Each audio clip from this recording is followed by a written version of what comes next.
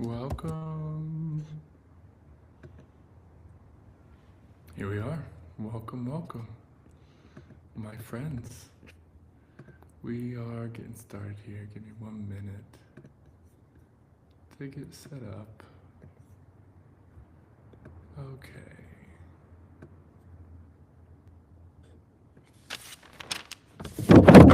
Welcome. Here we are. Week 4. Is that what it is? Week 4, chapter 3. We are looking at, not the efficiency trap, that was last week, pages 57 through 69, Facing Finitude. Give a minute for everybody to arrive here. Hopefully you all can see me, hear me okay. I'm in a new office space, so that's very exciting. So welcome to my new office. And we are talking about time management for mortals here. So I'll give 1 or 2 more minutes for people to trickle in, and then we'll get started talking about the chapter. But I wanted to just invite you all as we're talking. These ideas are really powerful. And there's powerful ideas that are all around us all the time. We're overwhelmed with powerful ideas. But the whole point of this book is that in our limitations, it's when we embrace the limitations and be with what's right in front of us that things really begin to shift. So I want to invite you to really let these ideas move you. Let yourself be tender. Let yourself be touched. Because your life can change. This very moment. It's in the daily, ordinary moments that we forget that freedom is always right here.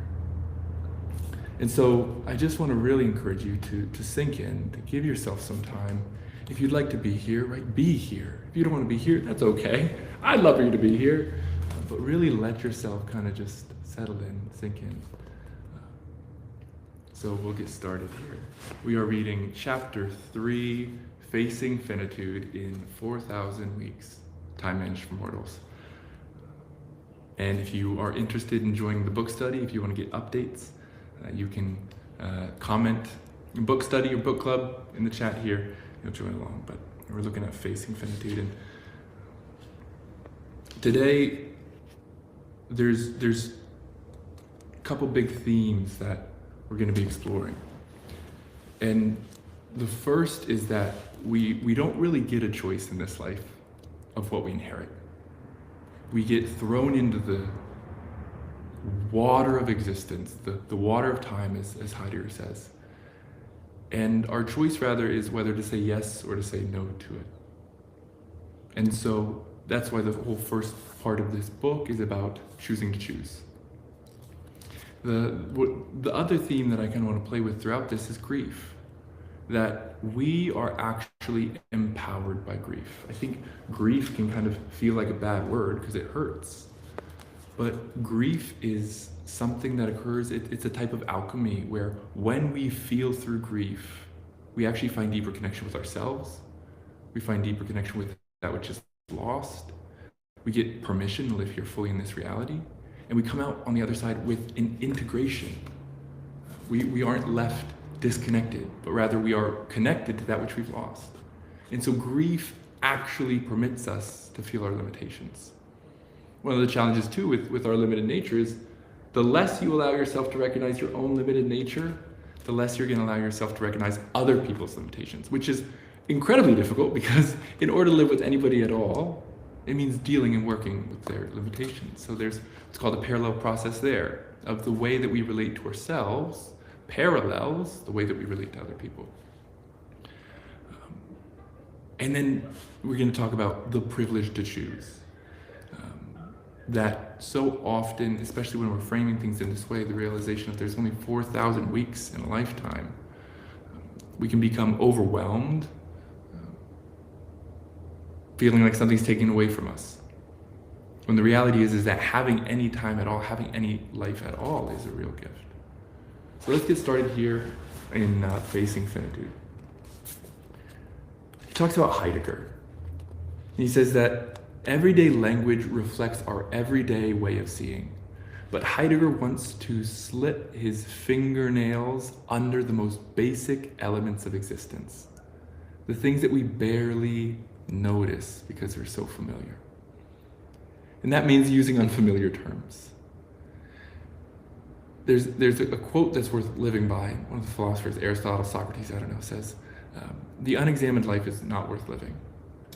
It's so easy to live in our lives on autopilot and not realize that we are just acting out of hurts, we're acting out of defenses, we're acting out of a time where we're frozen. It's not really here, it's really there. It's about times that when we got hurt. And that's one of the other themes that I really want to explore here today, is the theme that we are wounded in our relationship to time.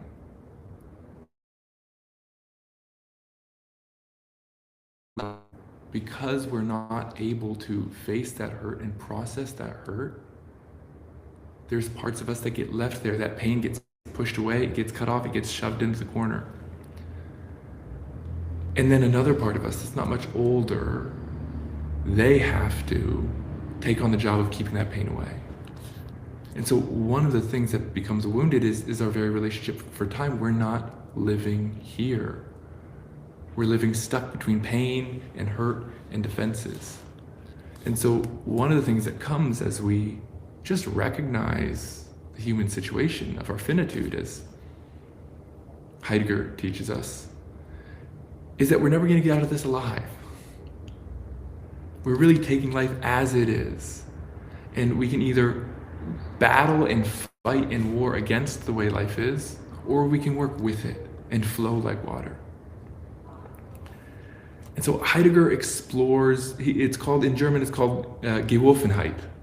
Geworfenheit means thrownness, the fact that we are all just thrown into existence. We don't get to choose. We don't get to make really, that's it. We don't get to choose. We are thrown into reality. And he says so many of the philosophers look at the way things are, but we've forgotten to be amazed that things are in the first place. That a world is worlding all around us, as Heidegger puts it. This fact, the fact that there is being to begin with, is the brute reality on which all of us ought to be constantly stubbing our toes. But instead, it's almost always passing us by. There's this theme throughout this chapter, and what I want to really welcome you into in this moment is awe. Awe and wonder. We're so used to existence that we take it for granted because it's all we've ever known. But it's a miracle to be here at all.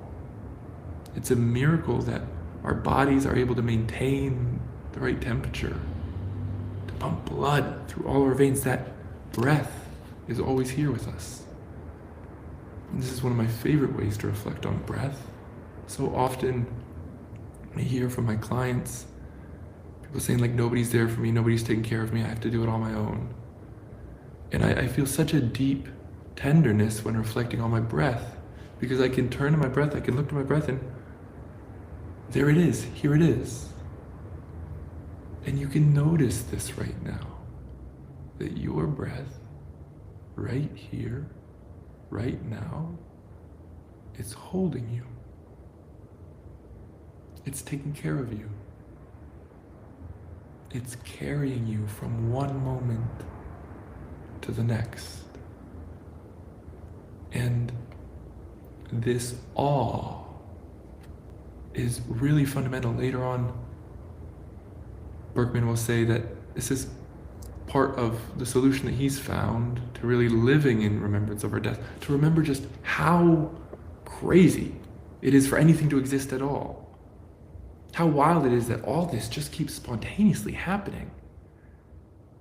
And then secondly, to remember what a miracle it is that we get a short period of it. It's so easy for us to become privileged about our time, to come to feel like our time is being taken away from us, like it's unfair. But he says, why do we feel like we have so little of 4,000 weeks? What if instead, rather, we reflect on the fact that we get any time at all? And so there's a really beautiful reality if we can attend ourselves to be present to it, that we exist at all. And I find that reality really tenderly connects with the breath. So Heidegger talks about how bound up we are in time. His answer is that our being is totally, utterly bound up with our finite time. It's so bound up, in fact, that the two are synonymous. To be, for human, is above all to exist temporally, in the stretch between birth and death, certain that the end will come, yet unable to know when. We tend to speak about having a limited amount of time. But it makes more sense from Heidegger's strange perspective to say that we are a limited amount of time. That's how completely time defines us. Heidegger calls this our finitude. Our limited time isn't just one of the various things that we have to cope with. Rather, it's the one thing that defines us as humans before we start coping with anything at all. Before I can ask a single question about what I should do with my time, I find myself already thrown into time, into this particular moment, with my particular life story, which has made me who I am, and which I can never get out from under.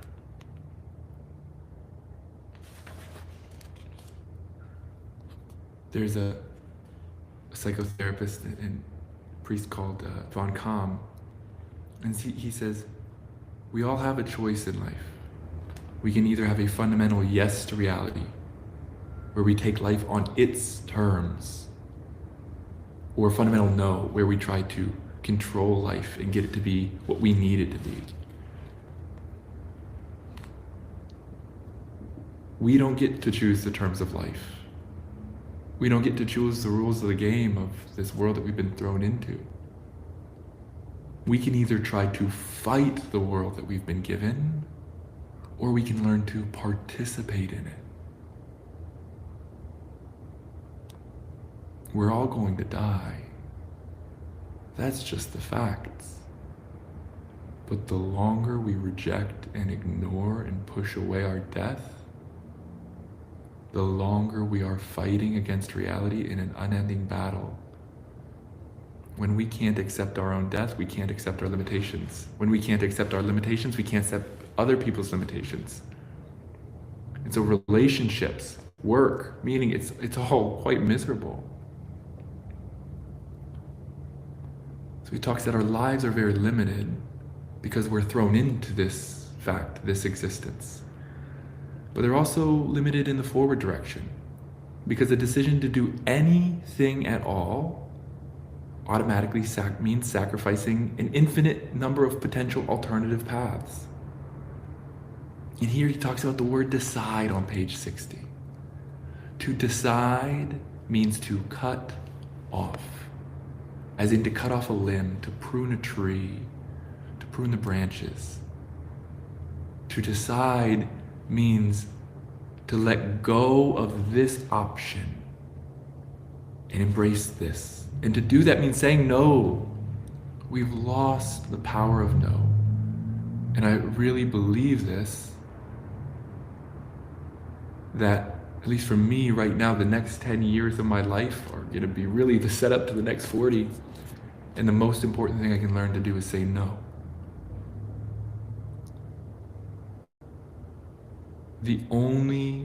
Any finite life, even the best one you could possibly imagine, is therefore a matter of ceaselessly waving goodbye to possibilities. The question about our limitedness is really, are we willing to confront it or not? as Berkman says on page 60, we must live out our lives to whatever extent we can in clear-eyed acknowledgement of our limitations, in the undiluted mode of existence that Heidegger calls being towards death, aware that this is it, that life is not a dress rehearsal, that every choice is a myriad sacrifice, that time is always already running out. Indeed, that it might run out today or tomorrow or next month. Now, this seems morbid, this fact that we're going to die. But what seems much more morbid is to ignore this fact and then to get to the very end and realize that we hadn't actually at all lived according to what was important. We often live in avoidance and denial. These are the options that we get. Fight against our limitations and be miserable, or embrace what we are fully. And embracing, here's the thing, embracing what we are fully means being limited. Limited is not a bad word. It's a boundary of experience and existence. We are boundary beings. We are time. We are temporal. We can't escape that. And in Getting Real on page 62, one of the authors talks about visiting with his family. And the thing that makes that special is the fact that it won't last forever. There's a difficult, painful reflection here. If you want to really explore what matters, you can think, for example, perhaps of your relationship with family, perhaps your relationship with your parents. And if you think about your relationship with your parents, think about how many times you see your parents in a year. You can count that for yourself, how many times you see your parents in a year. And then I want to invite you to think about reasonably how many more years they may be alive. There's a limited amount of times we will see those that we love. But when we live in relationship, that in that being towards death, everything actually takes on vitality and meaning. And so the grief and the ability to grieve our own death, to think about the fact that one day we are going to be in a casket. One day we are going to become the earth. One day we will become the flowers that sprout up from where we were buried. When we live in relationship and an understanding of that, then all of a sudden our lives, our moments, they're actually packed with meaning. It's not that confronting our death brings anxiety. It's that not confronting our death brings anxiety. And you're so habituated to not confronting your death that you become anxious when you think about it.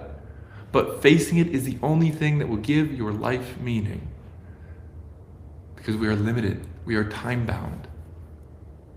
And in a world of infinite potential, none of your decisions would mean anything at all. And so in this way, our limitedness is the grief of mortals, but the exhilaration of the gods. The Greek gods, they could do anything. And so it didn't matter what they did. They envied mortals whose choice mattered, who fell in love with this person, who chose to live this life. We are inundated by opportunity and potential. And so we are losing touch with what it means to be right here, right now. He talks about people who live in this way. They're living in denial of the fact that their time is limited. So when it comes to deciding how to use any given portion of that time, nothing can genuinely be at stake. It's by consciously confronting the certainty of death and what follows, that the certainty of death, that we finally become truly present. It pitches us into a more authentic mode of being. And so he talks about some authors who have this sense of what he calls bright sadness, stubborn gladness, or sober joy. And I really like that idea of sober joy. That in living in relationship to my death and my limitations, I'm not naive, but I don't have to lose joy either. And so one of the questions he asks at page 65 is, the question is whether we might attain some sense of this outlook of vitality without actually confronting death. And I think we can. One of the things that I like to do in the mornings after my workout is I lay down on the ground, and I usually spend 3 or 5 minutes, and I just think of the fact that everybody that I love, this sounds morbid to say, and I even hesitate to say it because I know people will be turned off by it. My wife will die. My little son, who's 2 years old, will die. My daughter, she's 1 year old, she will die. I will die. My parents will die. And I want to live with that reality rather to reject it. Because it puts into frame what really matters. And it puts into frame how I really want to live my life.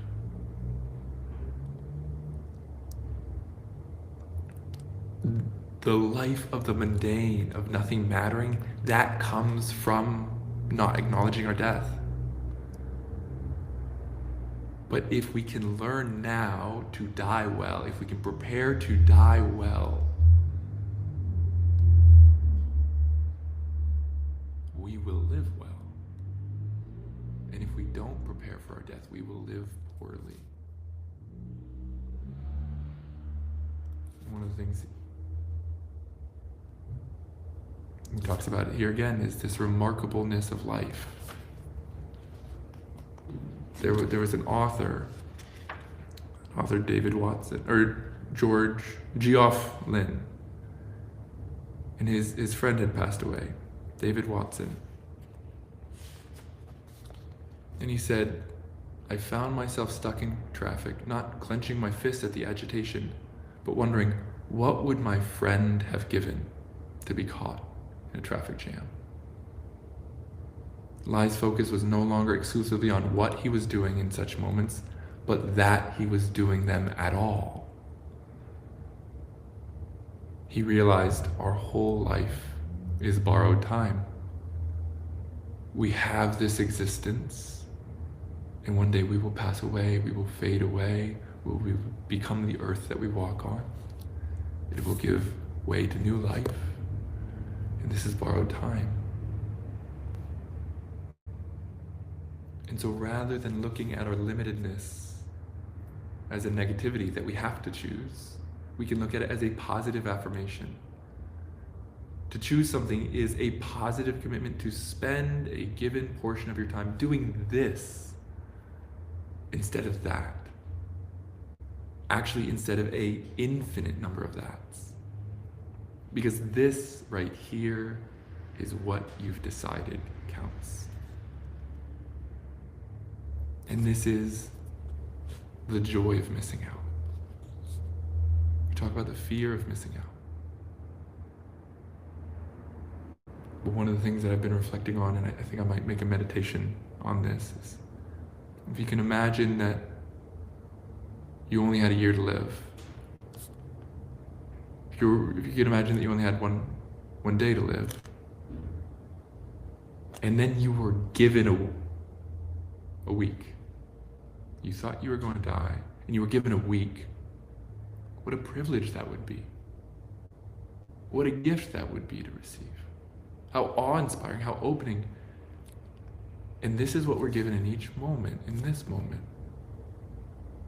I really mean this, and I really believe this, and I hope you can hear it.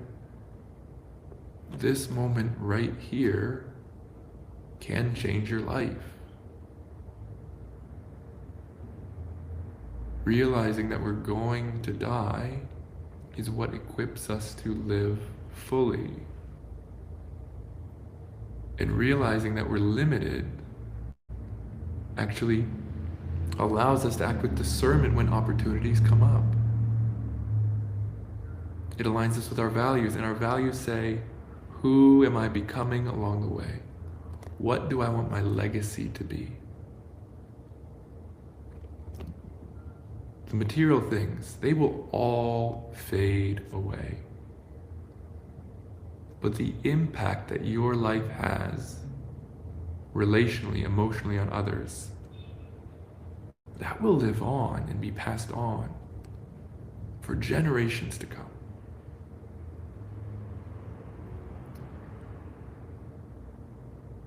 And so everything can begin to shift when we start to grieve our own death. When we attend our own funeral. When we realize that we're not gods and we don't get it all, we don't get to do it all. That's exactly what makes it worth it. That's exactly what makes it meaningful. If you pursue happiness by trying to fill your life with all exciting and fun activities, you will miss it. But if instead you can focus on living your values, there happiness, wellness emerges. So I hope you can give yourself permission to be limited.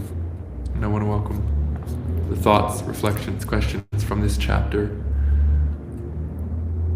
from this chapter, from other thoughts, from the video here. I'll kind of shift into our Q&A and reflection.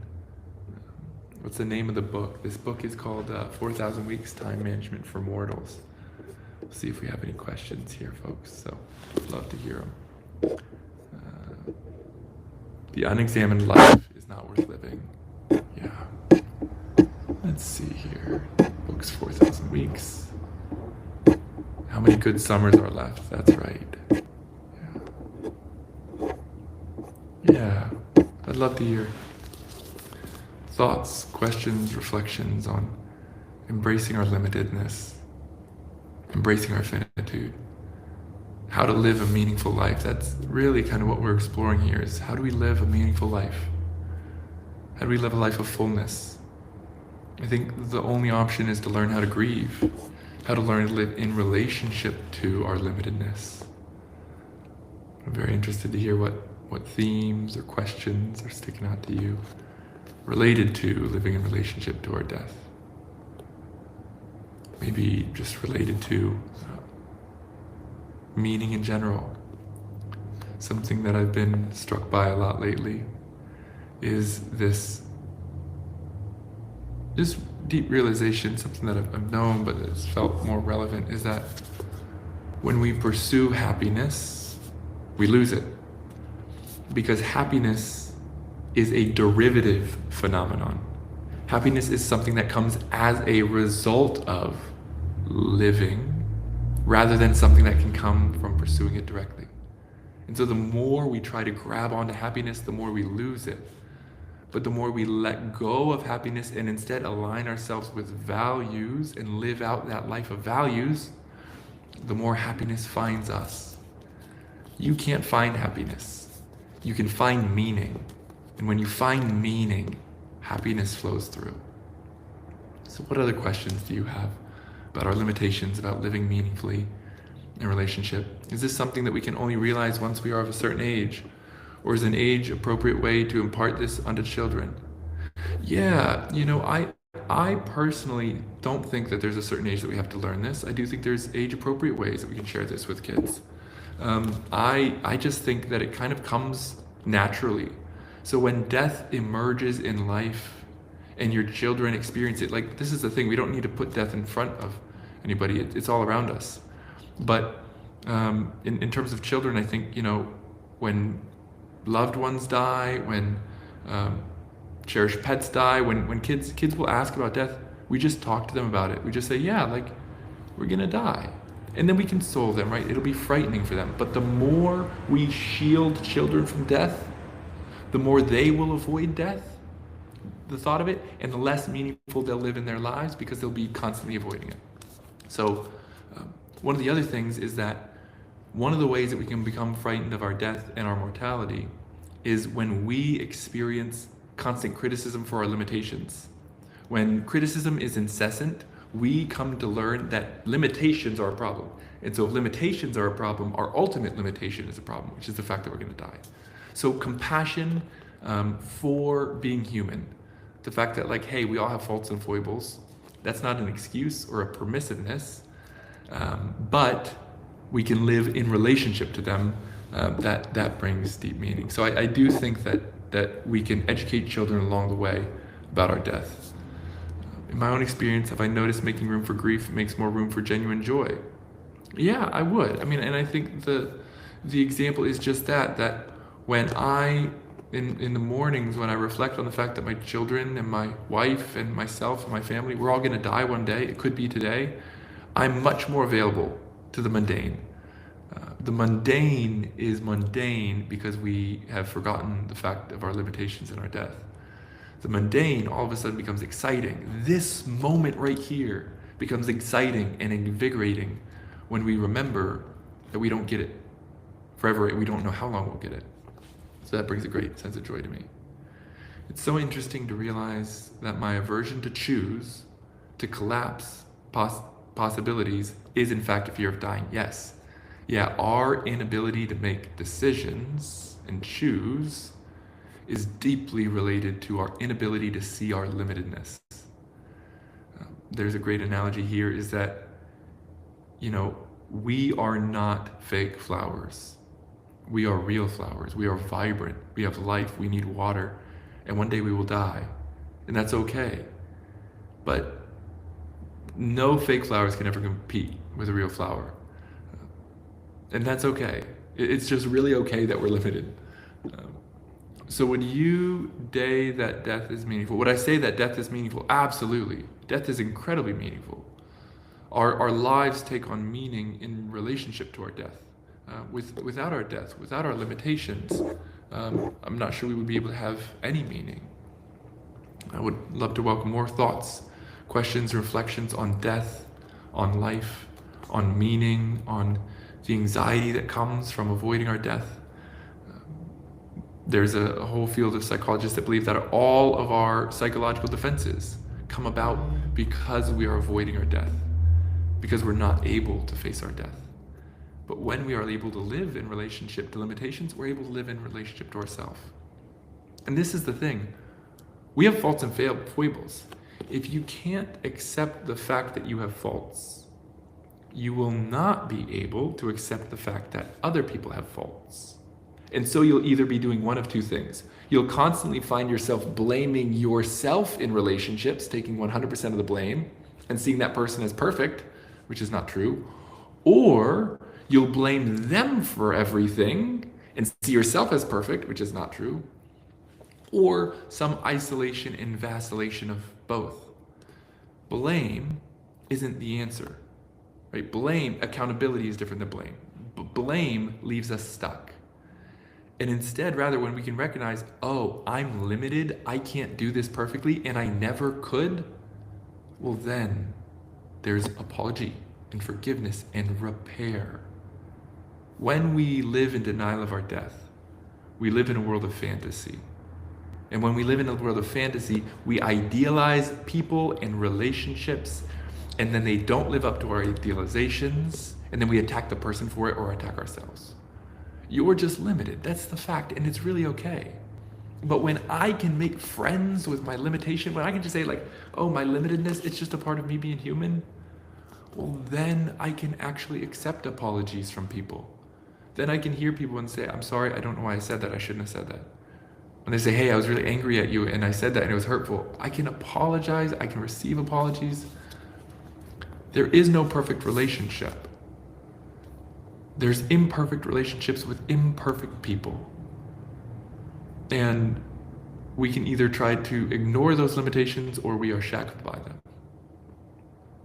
But I'd love to welcome you. We have a couple more minutes, so I would love to welcome other thoughts you have on our limitations, on the struggle with our limitations. I'm interested to hear what some of the most difficult limitations you all face are. I'm curious how you guys think about death. It's pretty common for us to be scared of death. If you feel afraid or live in fear of death, I'm curious what helps you with that too. Other thoughts for question and discussion. So as I said, we're reading Facing Finitude. And as I'm waiting for some more questions here, please ask those questions away. I really welcome them. Next week, we're going to be reading Becoming a Better Procrastinator, Chapter 4. And Becoming a Better Procrastinator is pages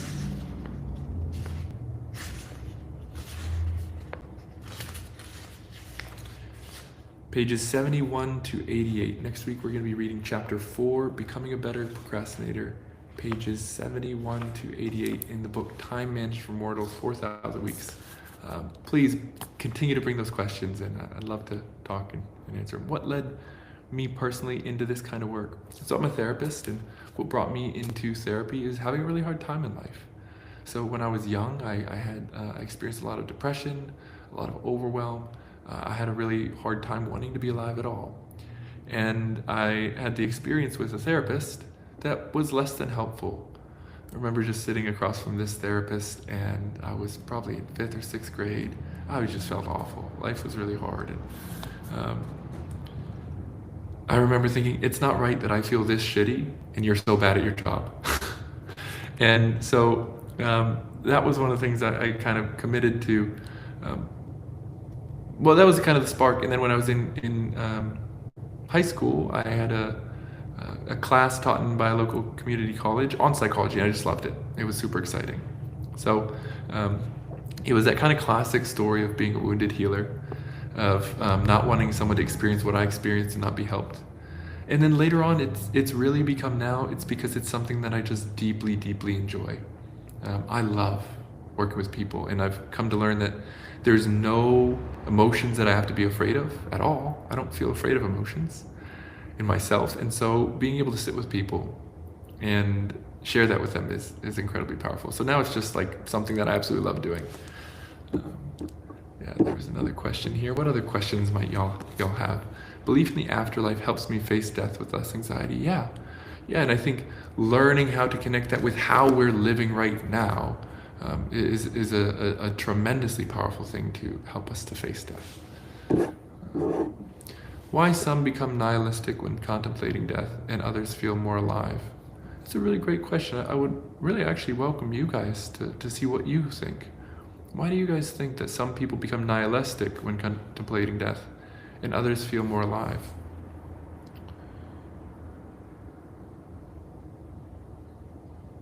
It's a wonderful question. I think part of it perhaps might be fear. I think that we become nihilistic because we are afraid of caring.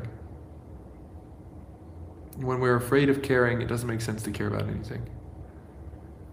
But I think that nihilism is a deep distrust of anything.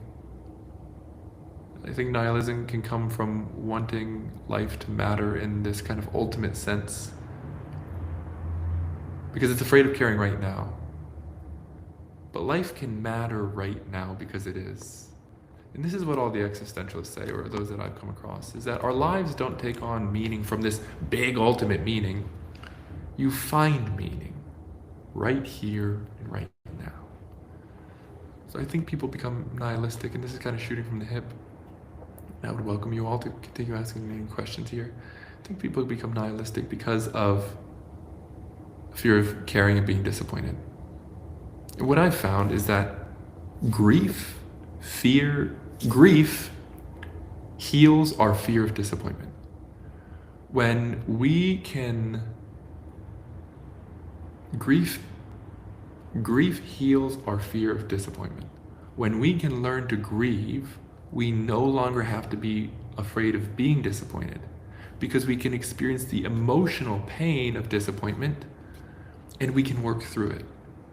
I think that grief is a kind of alchemy in which we transfer the relationship to that which was grieved. And by working through the grief and feeling the pain, we actually become more fully ourselves. We actually become more fully human. We become more fully here. And not only that, we don't leave the grieved behind, but we live with them in a different way. And so in grief, our relationship shifts from being a material present relationship to a spiritual relationship in which we live with them in our hearts, continuing onward. And when we learn to grieve, death, life, big things, little things, disappointment, it doesn't frighten us so much.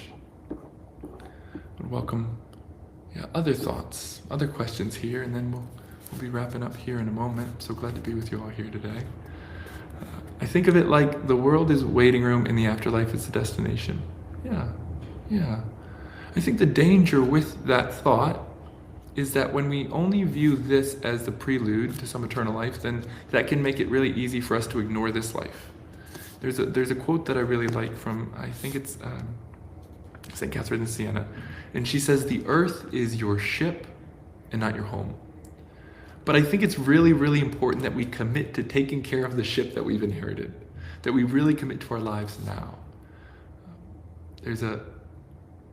I really do kind of believe in this idea that our life on earth right here, right now, can be heaven or hell. Depends how we see it. And sometimes our beliefs can get in the way of us really living fully right here. So thank you all for being here. Living the highest quality life in this life is life's priority. I think that's absolutely, I totally agree with that. But thank you all for being here. So I'm also running a process group, which is different than the book study, but it's a 12-week interpersonal process group where we practice being in the present moment. And so if you're somebody who you find yourself stuck in your head and you find yourself oftentimes in relationships, either in stuck points, or you want to live more fully, or you've heard about being present, but you don't know how to actually do that, how to actually be present, that's what this group's about. So it's a 12-week process group. I lead it. It's 5 to 8 people, and we explore the here and now, living fully, immersing ourselves in the moment, exploring what are the fears that stop us from being present in the moment. Fears of rejection, fears of hurt, and helping you actually work through that. So if you're interested in that, please send me a DM, PP26. That's PP26 if you want to join my interpersonal process group. It's something I'm so excited to be sharing. It's really been a life changer for me as a participant in times past, so I'm glad to share it with you. So DM me PP26. But otherwise, thank you so much for being here. We'll pick up next Friday at 12:15, and we'll continue on. You're so welcome, and I'm grateful for your participation. So take good care and allow yourself to live with your limitations, my friends. Peace.